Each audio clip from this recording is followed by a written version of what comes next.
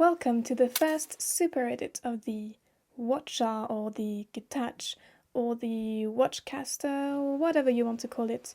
It's a custom guitar inspired by the innards of a mechanical watch and the world of watches in general. This is a summary of the whole build process, concentrating more on what makes that guitar different from a standard one. The long journey of that 11th instrument starts with a chunk of hackberry that got cut into thin stripes and glued back together, inserting a slice of black veneer between each piece to make the neck. The body is basically the same but with ash, no veneer, and done in 2 layers that are then assembled for a body with a thickness varying between 20 and 40 millimeters. To turn this block into a proper body, the outline is cut, a bezel is added all around, some comfort carve are rasped on the back, and then a whole lot of drilling to make room for the electronics, pickups and neck, but also to remove as much weight as possible. After more drilling for the various screws in the front and in the back, it's finishing time. The grain of the ash is enhanced using a wire brush, followed by a fine sanding of the whole body, which is then spray painted matte black. A thin line going all around is sanded on the back, the electronic and pickup cavities are painted with conductive paint, and the last holes are drilled for the strap buttons. The final step is to draw the gold decoration and text. Back to the neck.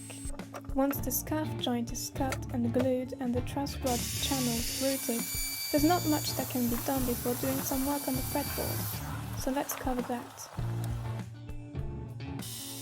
The fretboard is cut about 5 mm too narrow and the fret slots are cut. A normal binding is glued on the right side of the fretboard, a maple veneer and a stripe of wenge, while on the left side things got a bit more complicated. This side's binding stripe is cut on small pieces that are glued in place alternating wenge and ash to create some contrast and integrate the side dots to the binding. Some small slots were cut and filled with dark sawdust because the binding looked too much like a chessboard.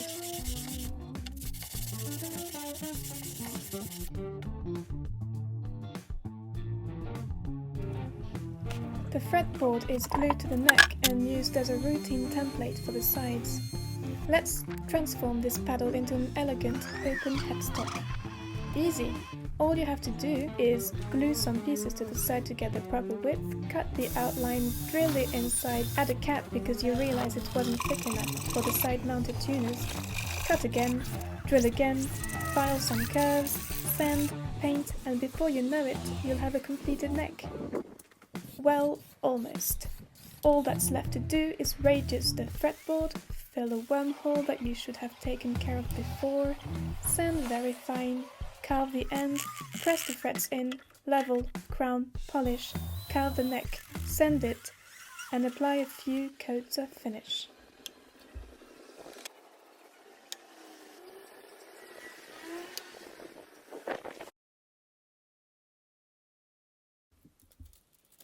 Let's now finally focus on what really makes this build unique, the pick guards.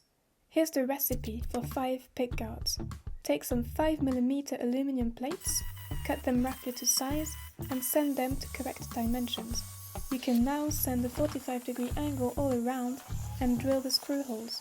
You can countersink them for bonus aesthetic points. You then put all the pieces aside for 2 weeks and do nothing because it's way too hot outside and even worse inside. When the temperature has lowered, you can begin the most challenging part, which is making the wavy patterns, sophisticatedly called Geneva stripes or Geneva waves, as they are meant to be inspired by the waves of the Lemon Lake. They're basically glorified scratches. The sanding disc is spinning while 4 of the 5 pieces are slid under a very shallow angle, so that only part of the circular pattern is scratching the surface. Move the piece down a bit to create the next row of waves.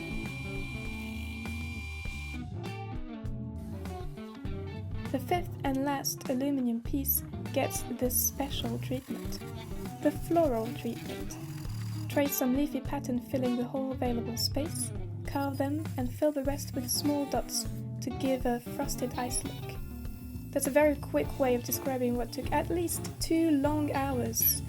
But anyway, if you followed these instructions, you should be done with this part.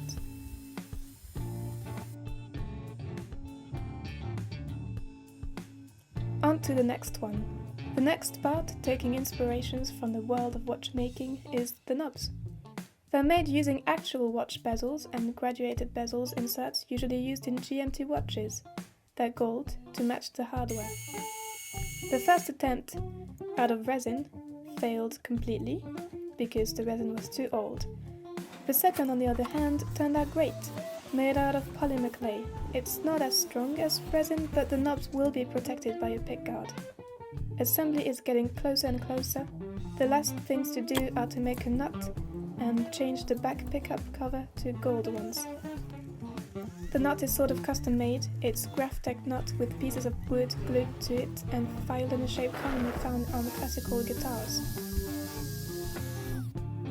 Assembly time. First the wiring, as it's always been the hardest part. A 5-way switch, 1 volume, 1 tone and 1 on-off switch. Then it's just a lot of screws from the tuners, bridge, neck, pickups, some strings, and it's done.